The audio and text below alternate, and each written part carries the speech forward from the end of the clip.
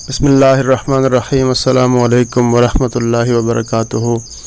जैसे आप तमाम अहबाब जानते हैं कि अदालतों ने 3 दफ़ा हज़रत अल्लामा साद हुसैन रिज़वी साहब को रिहा करने के आर्डर जारी किए, लेकिन हुकूमत वक्त ने उनको रिहा नहीं किया।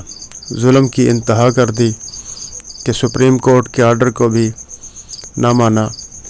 तो मजबूरन तहरीक लब्बैक या रसूलुल्लाह ने पिछले 2 हफ्तों से पुरअमन एहतजाज का फ़ैसला किया।